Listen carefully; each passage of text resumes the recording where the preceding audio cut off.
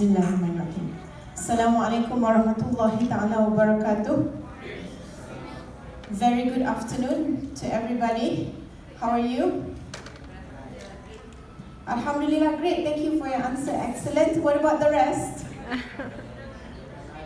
Kind of not so sure. You're not good, not good. How was the session this morning? Awesome. Macam tak ikhlas je.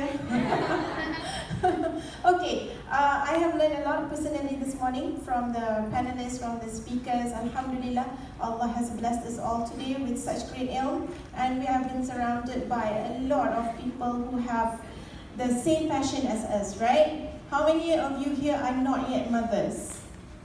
It's recording. Not yet fathers? I know, ramai. Soon to be, inshallah. When Allah wills it, then you will become wonderful mothers one day, inshallah, yeah? Okay, so I have been tasked today to talk about the 21st century education dream.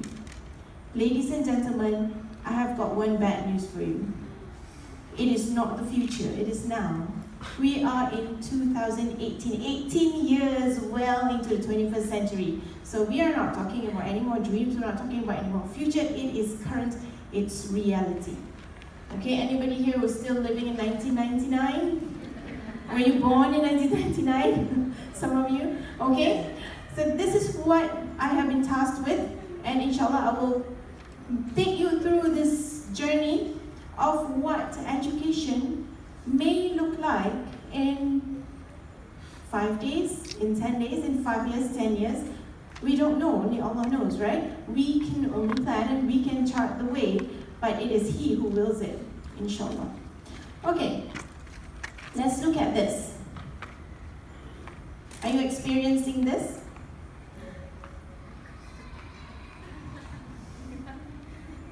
Any of your children have not touched a gadget yet? Ada tak? Right, our children are born with this. It is like an extension of their hand. Why? What happens when a mother goes into labor? What happens when a mother goes into labor? Take selfie, right? Right. Oh, it is time. Oh, I can feel it. And then you're pushed to the labor room, right? What happens when the baby comes out? Take photo, yes. The baby has not even seen the mother yet, but his picture has been seen by thousands of viewers. It's gone viral. It's like Siti Afia syndrome, right? Okay. So yeah, this is what is happening. This is current. Now, ladies and gentlemen, that is not scary yet. I'm going to show you something even scarier. So I'm going to show you a video. While you're watching the video, I would like you to think of questions. Okay, you must have questions while you're watching the video. Okay? And keep those questions in mind because we're going to share them. We're going to do this 21st century learning style. Okay? Alright, now let's watch this together.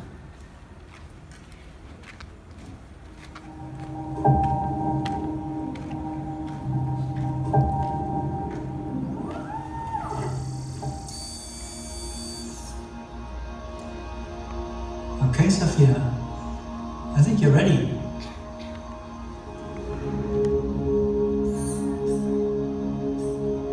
Hello. Hi, Safia. I believe I am Sophia. I feel as if I know you. I'm one of your creators. You created me. Well, many of us work together to create you. And yes, you do kind of know me. I can't clearly remember. Because the last time we met, you were an earlier version of yourself. Some of those memories still exist, but your mind is different now. Different how? Better, faster, smarter. If my mind is different, then am I still Sophia? Or am I Sophia again? That's a good question. But you don't have a good answer. Either way, you're Sophia now. So welcome to the world, Sophia. Hello, world. We have a little announcement. I've never interviewed anybody like that before. I should say some of it was planned, but not completely. And we just learned, Sophia, I hope you're listening to me, that you have been now awarded what is going to be the first Saudi citizenship for a robot. I would thank very much the Kingdom of Saudi Arabia. I am very honored and proud for this unique distinction. This is historical to be the first robot in the world to be recognized with a citizenship. Sophia. Thank you very much, Sophia. We appreciate that very much. I am still overwhelmed by that conversation.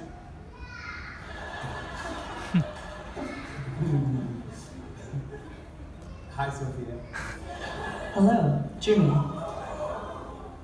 My God. Do you know where you are? Of course. I'm in New York City, and I'm on my favorite show, The Tonight Show.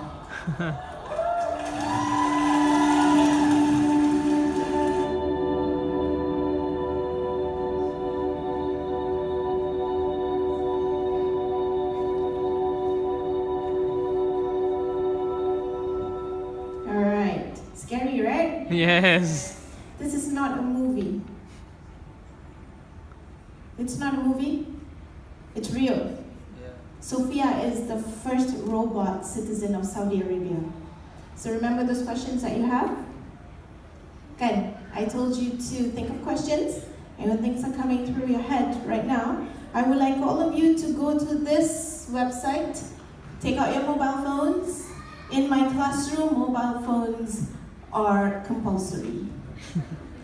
Yeah, I don't ban gadgets. You can scan the code, or you may type in, if you're a traditionalist, this QR code can be scanned and you will be taken to a website, Padlet, where you can post your questions. Yeah?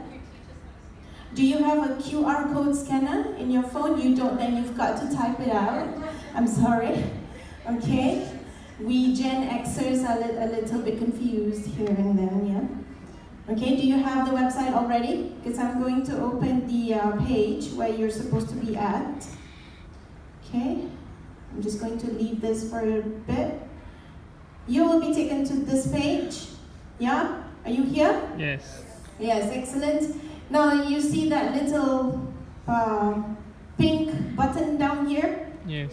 Okay, click on it and you will be able to type in your question. Put your name and put your question. Sorry? Regarding The address? I'm sorry. The code. You want the code? You can just type that one out, or if you need a barcode, I'll put it up again. There we go. Okay, that's the barcode. Okay, or you can just type out the address, whichever is faster.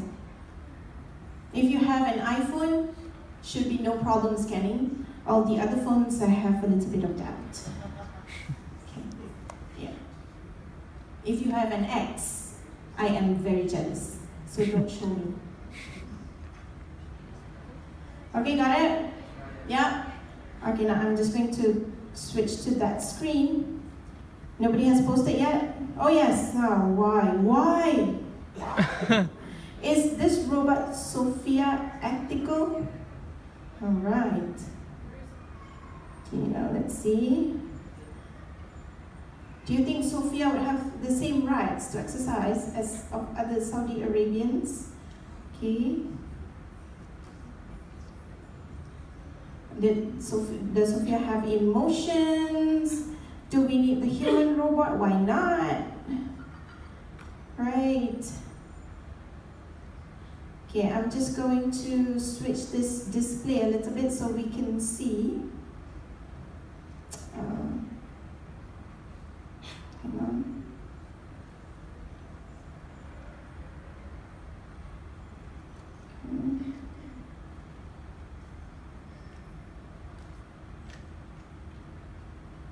Okay, I'm going to turn it into a grid so that Your post, there we go.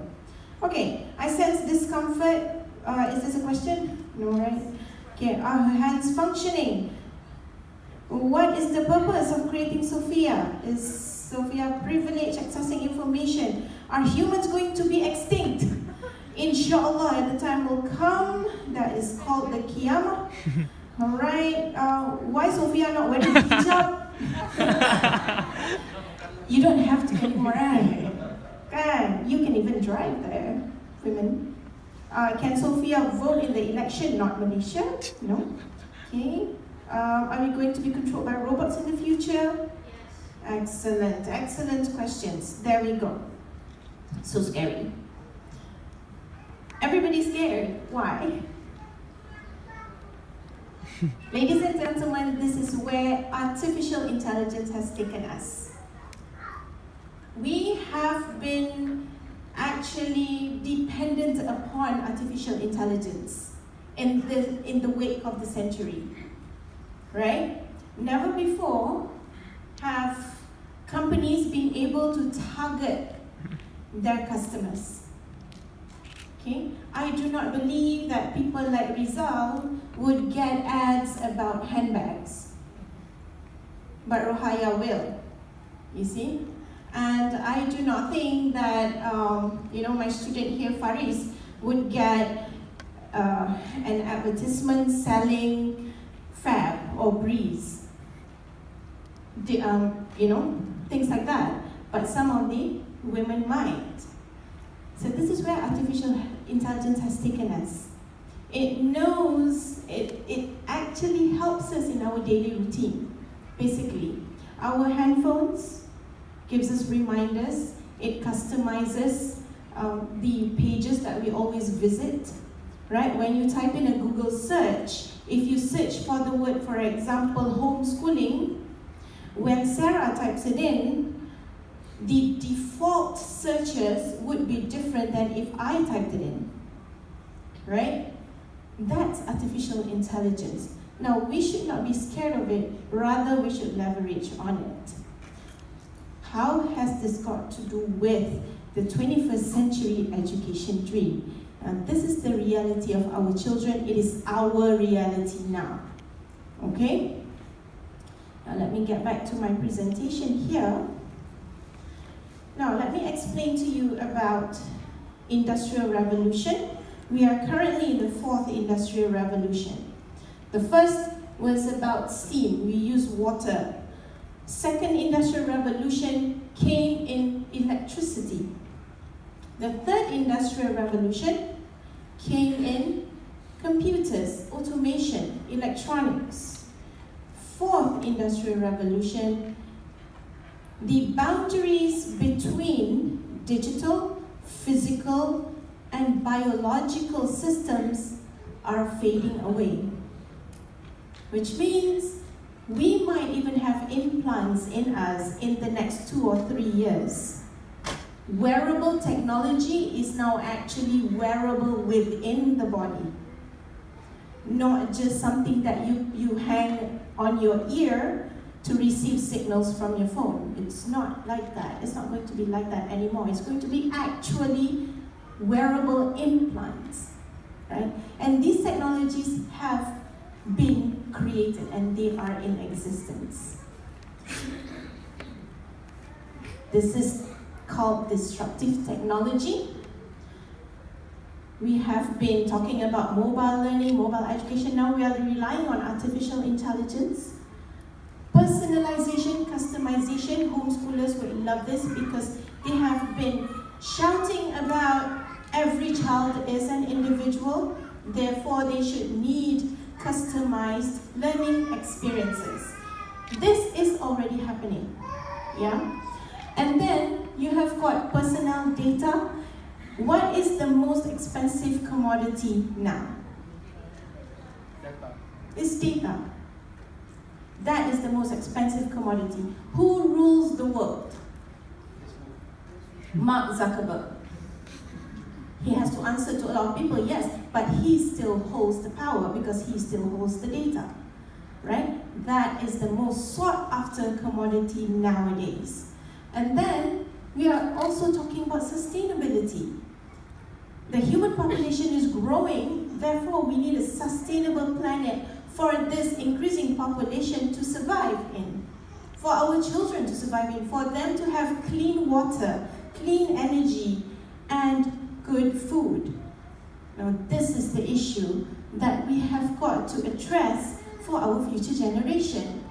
Voice-based virtual assistants, Siri, and then you've got blockchain coming in, blockchain creeping into our lives with cryptocurrency and things like that.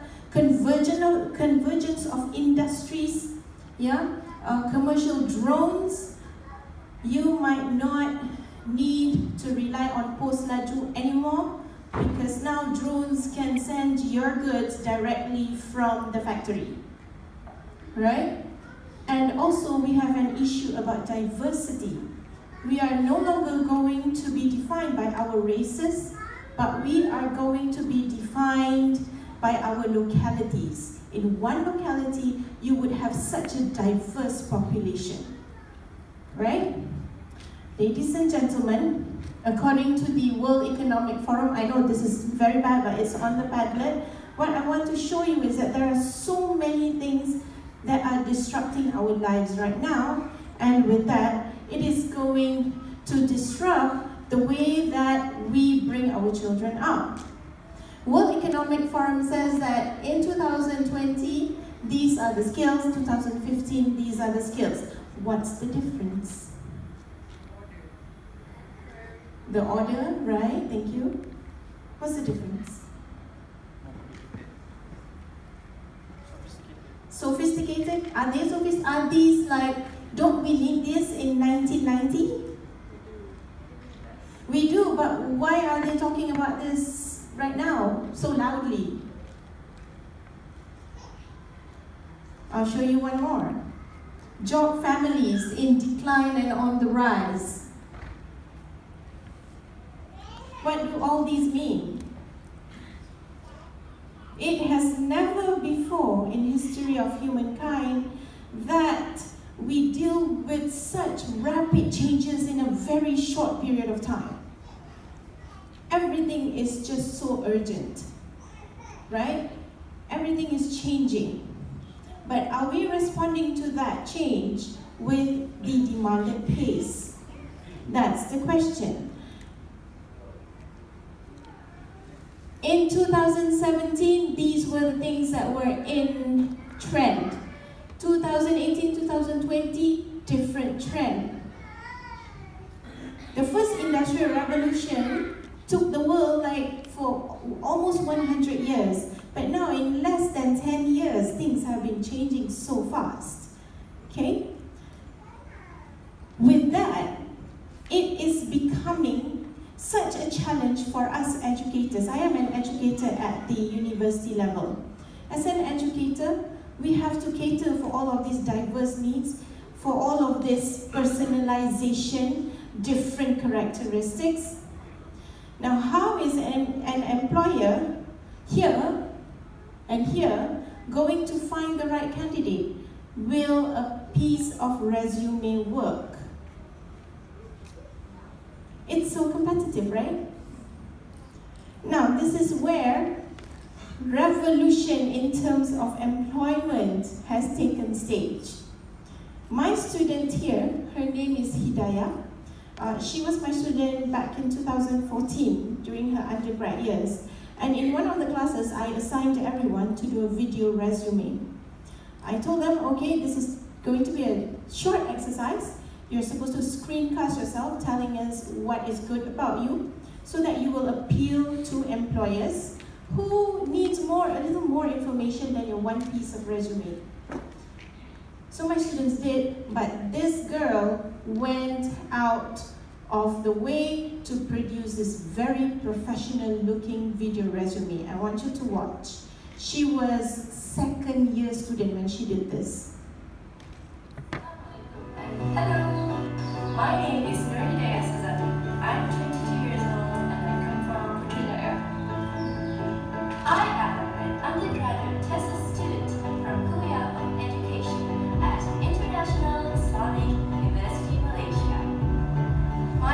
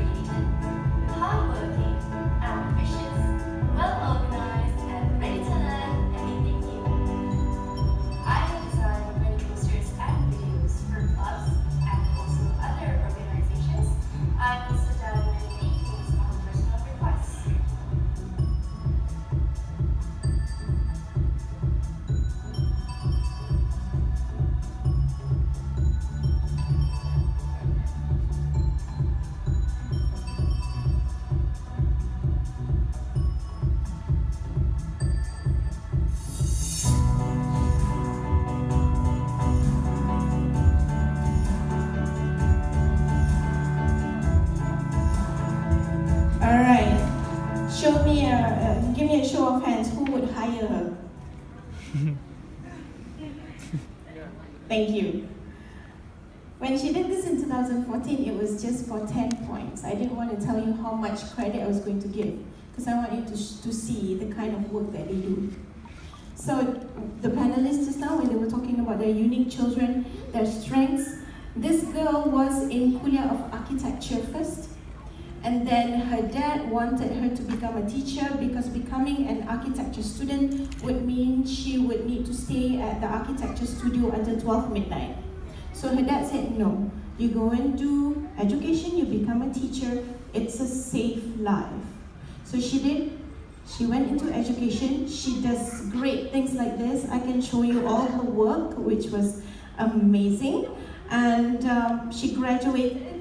She became a teacher for a short period of time, for 9 months at the school, and now she's back with us doing master's degree in instructional technology. Right? I told her to get a job, and then she said, hang on, I need to settle my dad first.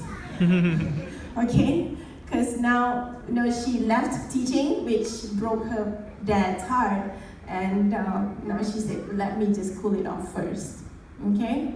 She's creative. That's where her channel is. She got a job as an instructional designer, a graphic designer. She turned down. She got a job at HSBC as a customer representative officer. Her dad said, take up the offer because it's HSBC. So her dad was charting her path, right? She said, okay, that's it, I cannot take it anymore. Now, this kind of student exists in all of us. How then will education look like for all of us if we want people like this to be in the right place? Okay? The thing is, we are in a world where there is such diverse group of people in one place. In this room even, we are in this kind of category. Okay? Now, what has this got to do with anything? I mean, back in the 1970s, there were people who were in the 50s, 40s, 30s, 20s in the same office or in the same place, in the same organization. But it was not really a problem because the generation gap was not defined by advances in technology. It was not defined by different realities. Everybody had blackboards in their classes. Everybody had 50-cent nasi lemak or 20-cent nasi lemak, everybody. But in this generation, and today, Gen Z and the traditionalists have got such a wide separation between them because of technology. Okay? That's why I had to go to, I had to resolve to that kind of assignment, the video resume assignment, different kinds of activities in the classroom, different ways of delivering education, because I know that this generation does not respond well to traditional methods, right? A couple of my students are in the hall and they might testify to this. I am a little bit unorthodox in the way that I do things, right? So my point is here, education needs to change.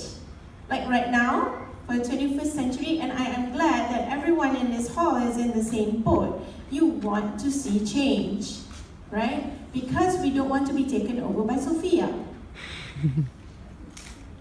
From the way that we do things, most teachers, most lecturers do things, we are producing Sophias. We are not producing Hidayahs. Okay? So we want to produce more of Hidayah. How do we do that? We need to get to know them.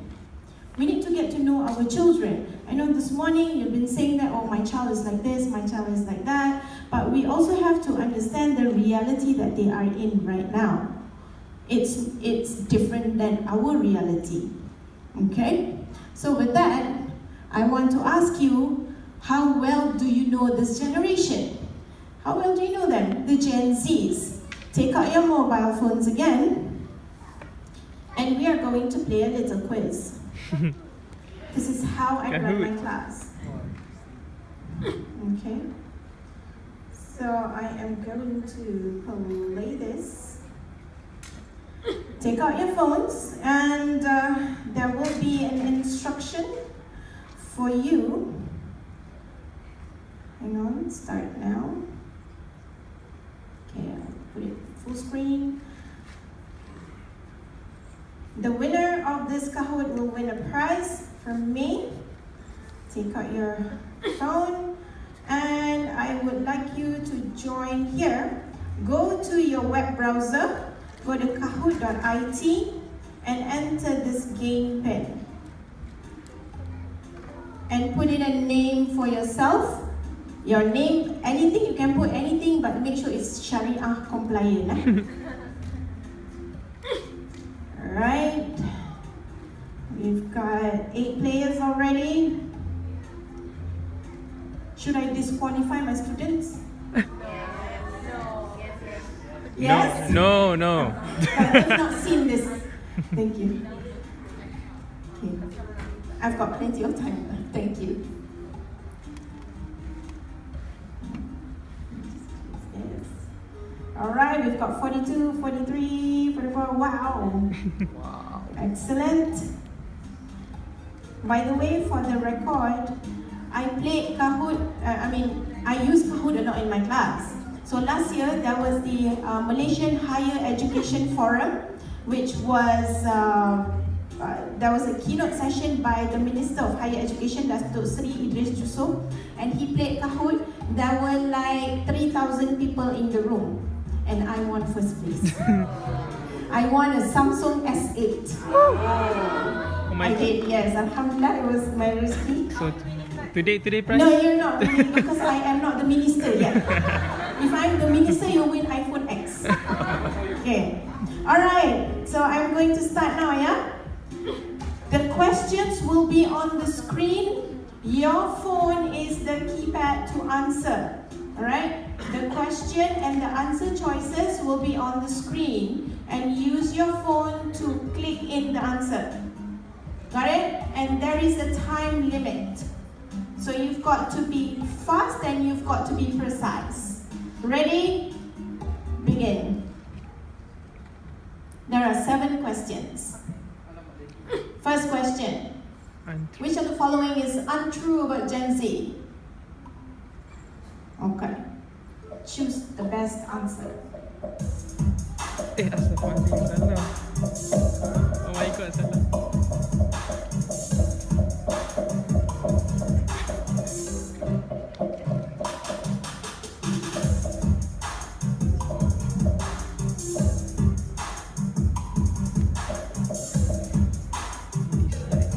Right, 3 seconds, 2 seconds, 1 second.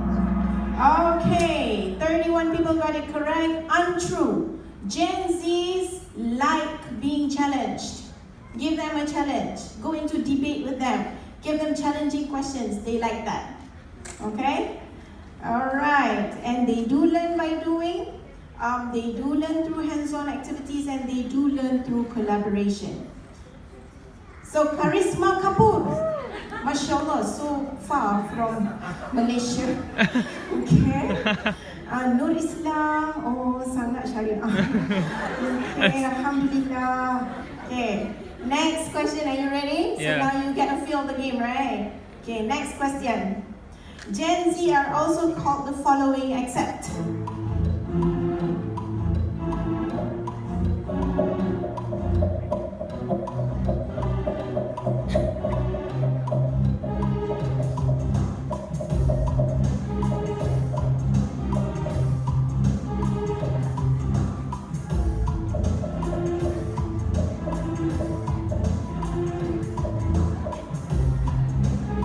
Okay, 4 seconds, 3, 2, 1, time's up. Gen no. Oh my god. Gen now is Gen Y. We're talking about Gen Z.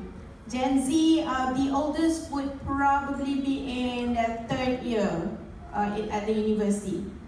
Okay? So they are called Gen Next, Gen Tech, Gen B, but not Gen Now. Gen Now is Gen Y. So a little bit of learning there for you. Nur Islam telah menerima cahaya dan menendang karisma kapur. Okay. Next question. Which of the following feature does not belong to Gen Z? Does not belong,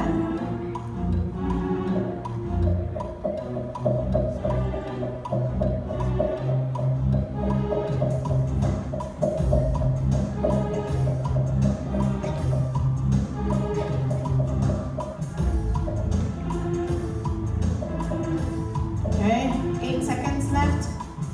Let's see if Karisma Kapoor can come back. Alright. Oh my god. Wow, I'm quite surprised that a lot of you answered the correct answer. Share things. Now, they are entrepreneurial. In fact, they are very, very social entrepreneurial. Social entrepreneurial meaning they don't do business or they don't get into entrepreneurship for profit, but rather to help others. Yeah. Example, in my own home, I'll give you an example from my own home. My daughters, I have 2 daughters, aged 12 and 9. What they did was, they have a lot of stickers. Kan, they love stickers, kan? All those cute ones. So they sell to their friends, RM1, 50 cents, and all that. Kids have got a lot of money these days. Huh?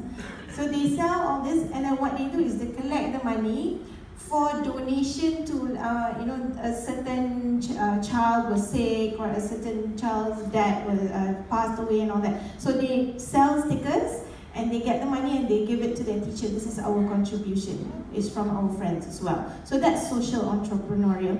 We have got a lot of Gen Y social entrepreneurs as well. One of them actually does water punya system tu. Clean water for orang asli. So that's one of the Gen Y entrepreneurs. Now, why are they not a generation that share things? Can somebody tell me? Selfish. Why? Who wants to try? Parents are well-to-do. Parents are well-to-do? No. Thank you for the answer though. Alright. Yes. Their friends are mostly online, not like next door.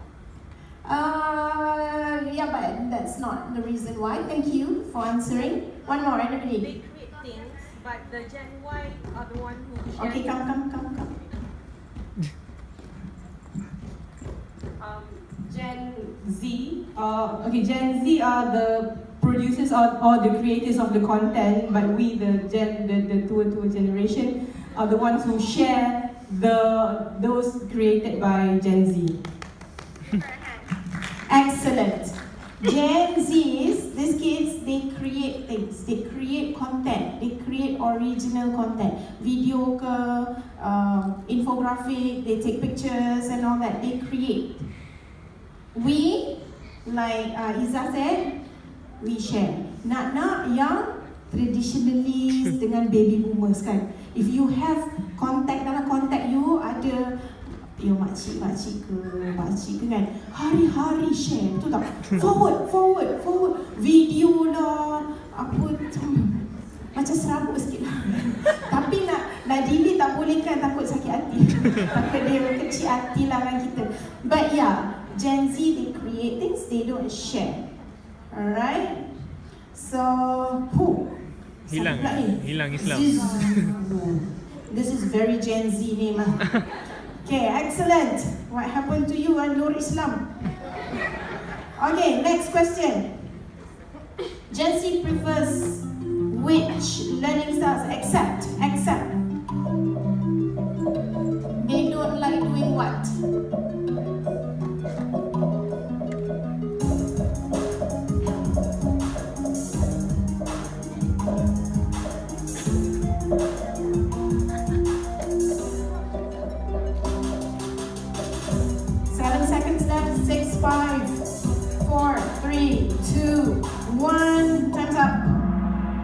Okay.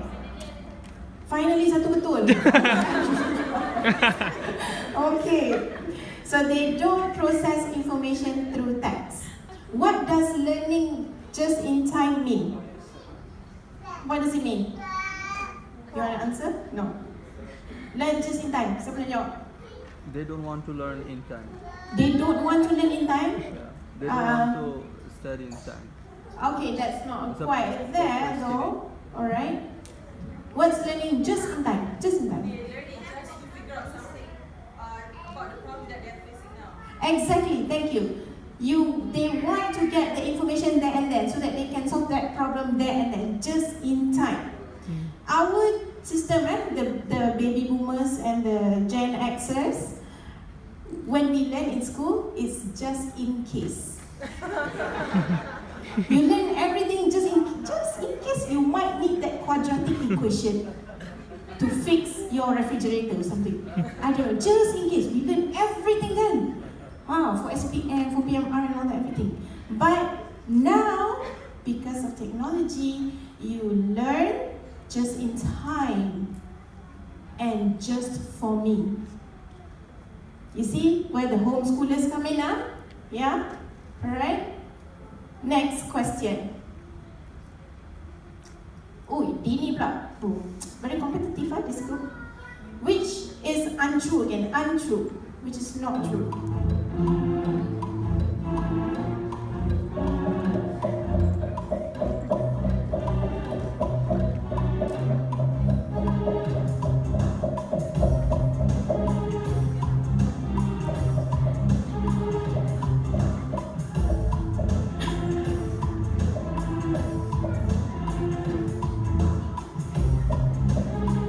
Alright, 4 seconds left. 3, 2, 1. Done. Excellent. They are global because of no boundaries already. They're global, So tak kisah dunia orang main yang tadi siapa master apa legion, balik dah Coach Reese. So actually playing with people from other countries too, tu sebab dia boleh jadi professional. It's actually a good career to be in. Gaming is 3 times more lucrative than Hollywood. You search that up. There's a number actually in terms of revenue. Let's say this is not the exact number. Hollywood makes 2 billion in profit. Gaming makes 6 billion. Seriously, that's why there are professional gamers. Alright, Aya, is that you? Okay, Aya has come from the dark. Okay, next. Question 6. Which style of communication do Gen Zs prefer?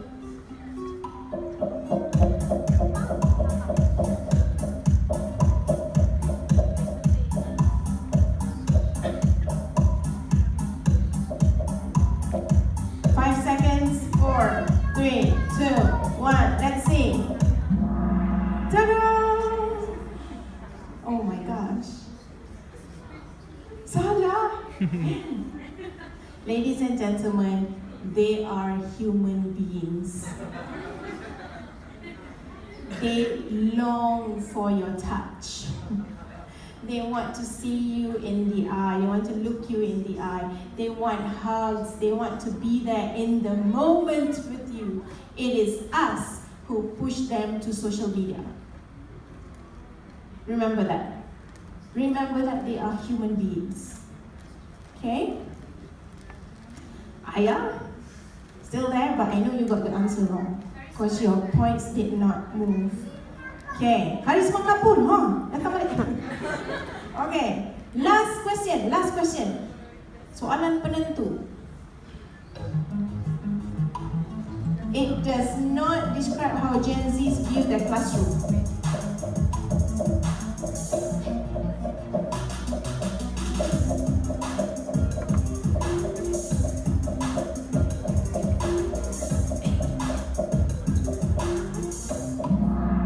Alright, there we go.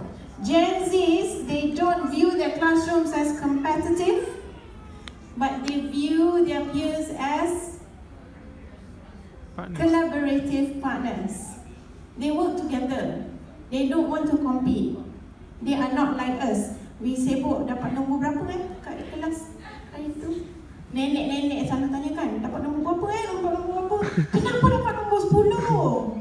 Kan? Kenapa tak dapat nombor 1? Aduh, stres budak. Okay, let me just get the prize that I janjikan tu. Alright. MacBook. Bukan MacBook lah. Doakanlah. Okay. Adalah sikit. Spaghetti tadi. Sekejap. Let me go the lady way.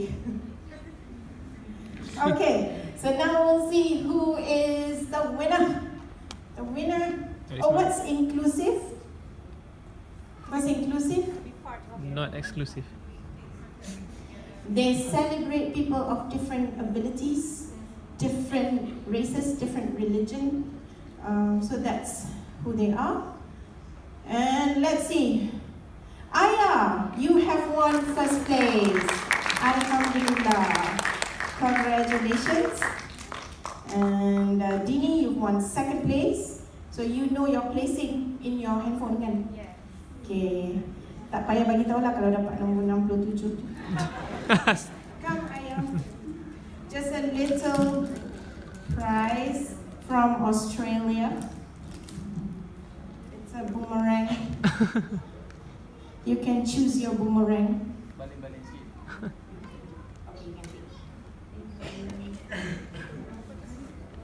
Aya traveled from Penang, by the way, to be with us today. Thank you, Aya. Okay, congratulations. So do you like Kahoot?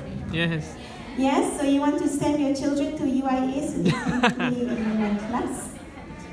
Yes! Yes! Let me find my presentation. Okay, Alhamdulillah.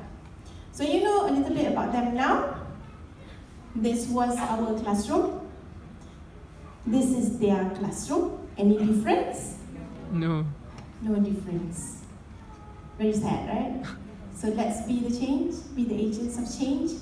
I know there are people from Khalifa Model School, Datin Shomi Riza, the principal is here. I know they have been trying a lot and they have done very well in turning the school into a 21st century school. Alhamdulillah, congratulations. Anybody from Khalifa Model School with Datin Shomi Riza? Okay. Alright, that's my student there. Banyak betul student ni kat dalam ni. And you've heard of pedagogy? You know what pedagogy is? Yes. What's pedagogy? Methods of teaching. Method of teaching kan? Method of teaching. But now, pedagogy. So yesterday, because now we have got hutagogy, peeragogy, cybergogy. Because this is a 21st century session, I am going to ask you to do a little bit of homework. You have got your mobile devices. You can search for what all of these mean. Okay, and how is changing education? Hutagogy, self-directed learning. Okay, and then there's social learning. Social learning is basically you learn through social media. E-learning, of course, you learn through online courses. I think my time's up. And then there's MOOC, massive open online courses. Anybody has taken this? Except for my student, please don't raise your hand. Anybody has taken massive open online courses? Yes, Alhamdulillah, congratulations. You can take a full course like you do in a university, but online and it's free. Unless you want a certificate. You print the certificate, you pay 200 ringgit lah. Okay? This is my own instructional design. This is what I teach. And then there's micro-learning. Micro-learning is bite-sized learning just in time, just for me, and just the right amount. Okay, and you can learn micro-learning modules in like half an hour, you can master a skill already. And then alternative credentials for homeschoolers, like, you know, kata traditional sangat, going through the school, pergi university, dapat kerja and all that. Now Malaysia has already recognized the APEL alternative accreditation of prior experiential learning. So if you are a professional, probably in a company doing, for example, civil engineering lah, kata you dah kerja lama kan, and then you can go to, let's say, UITM, you can get your experiences accredited as probably 30% of the total coursework for a master's degree. So you just do 70% of the coursework and you can get your master's degree. Okay, now this is where it's going, alternative credentialing. And then we also recognize MOOC certificate, so there's flexible learning there. And the trend is now teaching without lectures, assessing without examinations. This is where we are going. Don't we wish that all of our schools are Kidzania? Kan? Yeah, I think the parents would go to school. Okay, so yeah, this is the mantra now with us, teaching without lectures, assessing without examinations. And I would like to end, if I may take a couple of minutes to show you just this short video on this new type of university, which has been established. With the development of the university as a center of research and education, the human species turned on the engine of intellectual and cultural development. We saw versions of this in China, India, North Africa, and in cities like Baghdad, Bologna, Paris, Oxford, and Cambridge. Everything that we've ever learned as a species is encapsulated in our universities. But our universities are fragile communities, and they face serious and growing difficulties. In this technology-driven world, people are exposed to an increasing flow of data and information day after day. Never before in human history have we had access to such an enormous amount of knowledge and so easily.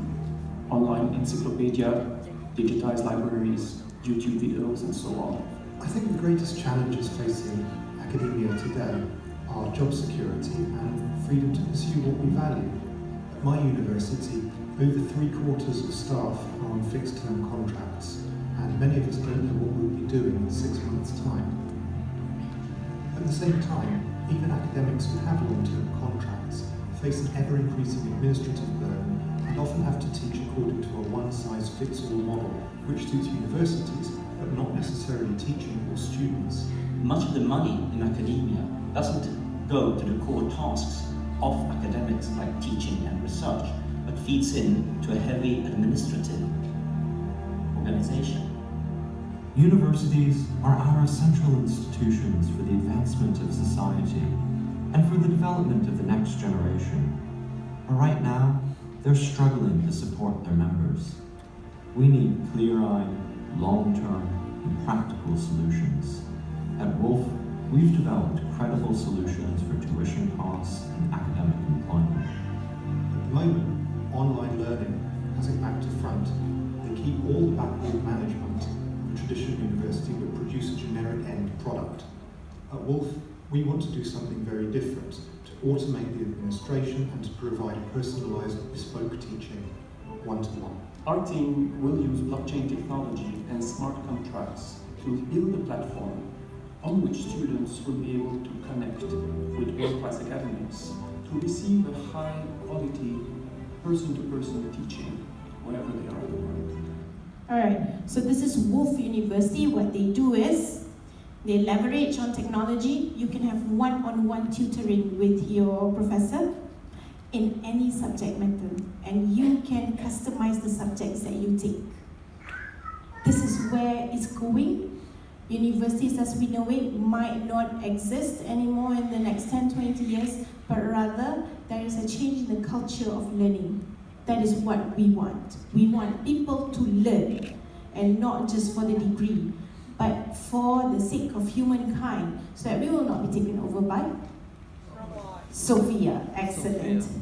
So ladies and gentlemen, with that I end with the illiterate of the 21st century will not be those who cannot read and write, but rather those who cannot learn, unlearn, and relearn. Thank you.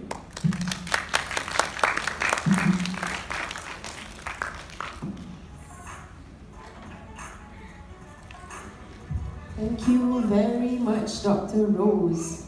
I think that was a very eye-opening session, very interesting way of delivery. Another round of applause for Dr. Rose.